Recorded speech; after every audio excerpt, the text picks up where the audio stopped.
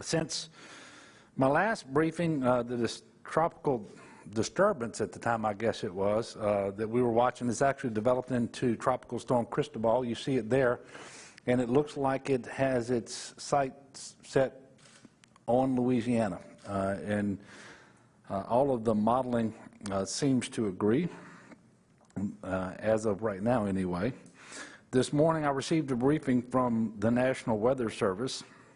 Obviously, it is still too early to know exactly where that storm is going to go and exactly when it will arrive, and when it arrives, what it will be packing.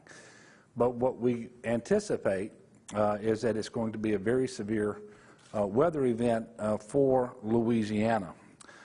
And this will be compounded by the fact that between now and then, unrelated to Cristobal, we're going to have very substantial rainfall from afternoon thunderstorms.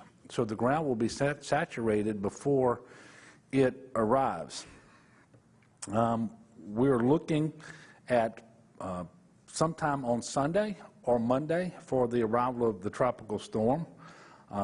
Most models have it centered on the central coastline of Louisiana, somewhere in the Atchafalaya River Vermilion Bay area.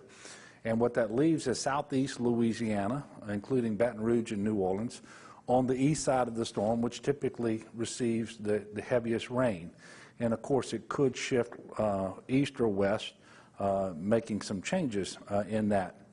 I don't want anybody to focus too much on the specific track, but rather the cone, because that cone clearly shows you that everything in Louisiana will likely be impacted. Obviously, the further south, the more the impact that you can expect. The most reasonable worst-case scenario that we've been told by the National Weather Service is to expect 10 to 15 inches of rain on the east side of the storm. That's going to fall over a 48-hour period. That's a lot of rain.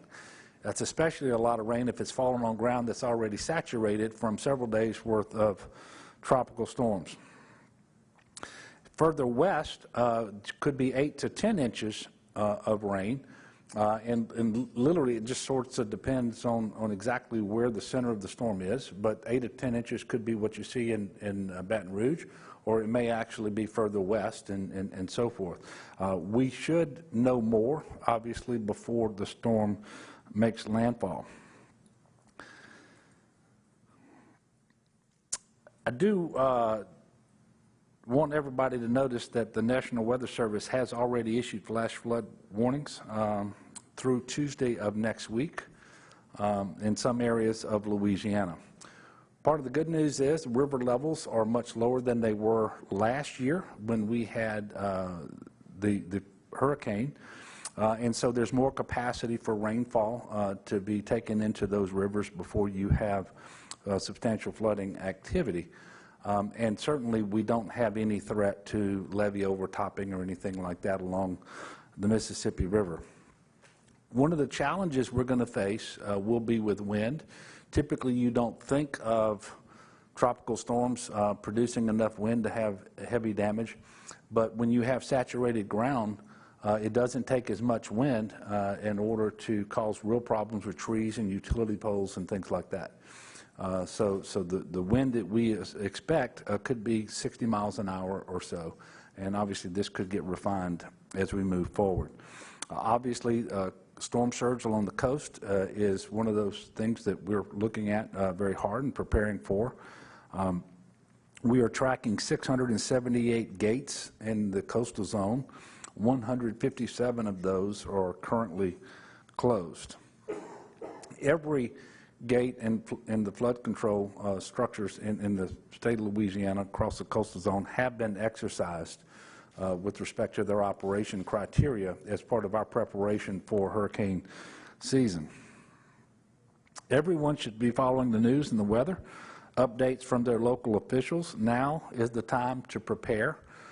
Put yourself and your family in the best possible position to ride out the first 72 hours of this storm, and make sure that you get a game plan. You can go to getagameplan.org. It is obviously not too late to do that. It's really important that you do, and it's also important that you take notice of the differences between preparing for a natural disaster when we have the public health emergency for COVID-19, because there are some differences. And obviously there are a lot of similarities too. So make sure that you're stocked with essential supplies like batteries, water, cell phone chargers, necessary prescriptions, masks, or other facial coverings, hand sanitizer. The mitigation measures that we have in place remain critically important and should be taken into account as you make your hurricane preparations. And we transitioned to phase 2 on Friday, just ahead of Cristobal's arrival. Have a plan if you're instructed to evacuate. If you have pets, have a plan for sheltering them as well.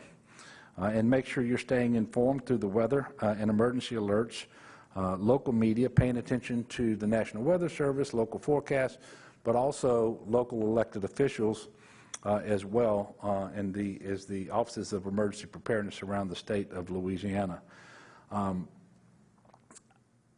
Part of getting a game plan is pre-registering for disaster SNAP. Now, I am not announcing that we have this disaster SNAP available, but you can pre-register.